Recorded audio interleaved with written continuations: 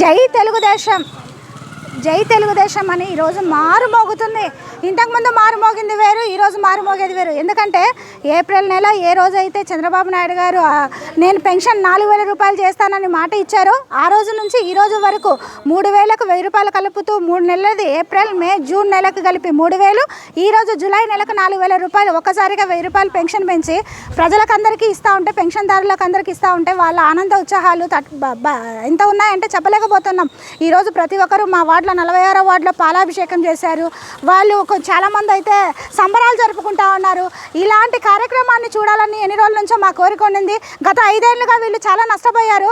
జగన్ ప్రభుత్వము నేను 1,000 రూపాయలు పెంచుతానన్న మాట ఇచ్చి 4 సంవత్సరాల్లో 250 రూపాయలు చేసిన ఘనత జగన్ అయితే ఒక్కసారిగా 1,000 రూపాయలు పెంచుతూ అలాగే ఆయన మాట ఇచ్చిన రోజు నుంచి 3 నెలల వరకు 3,000 రూపాయలు కలిపి ఇవ్వడం చంద్రబాబు నాయుడుకే సాధ్యమైంది.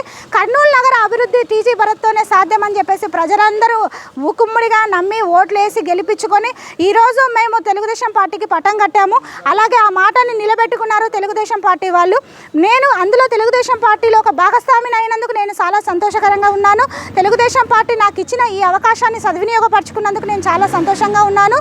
రాబోయే రోజులలో మెయిన్ ఎజెండా తెలుగుదేశం ఎజెండా ప్రతి ఒక్క ఇంట్లో ఎంప్లాయ్మెంట్ కలిగించాలన్న ఎజెండాతో ముందుకు పోతా ఉన్నాము.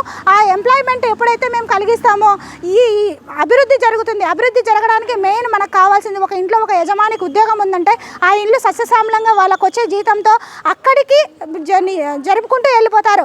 అలాంటి అవకాశాన్ని కల్పించే ఘనత ఒక టీజీ భరత్ గారికే ఉంటుంది. టీజీ భరత్ గారు ఇచ్చిన 6 పథకాలను కూడా నెరవేరుస్తారు. ఎమ్మెల్యే అయిన తర్వాత ఖచ్చితంగా మాకు మహిళల కోసం 6 పథకాలు పెట్టారు. వాటిలో ఏవేవైతే ఉన్నాయో స్మార్ట్ సిటీ కానీ లేకపోతే హైకోర్టు బెంచ్ కానీ ఇవన్నీ ఖచ్చితంగా టీజీ భరత్ గారు మా అన్నగారు ఖచ్చితంగా తీసుకొస్తారని చెప్పేసి మీడియా ముఖంగా తెలియజేసుకుంటున్నాను.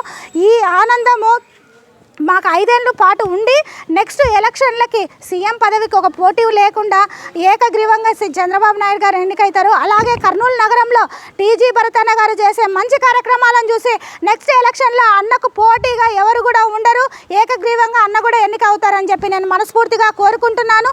అది 100% జరుగుతుంది అని చెప్పేసి మీడియా ముఖంగా తెలియజేసుకుంటున్నాను.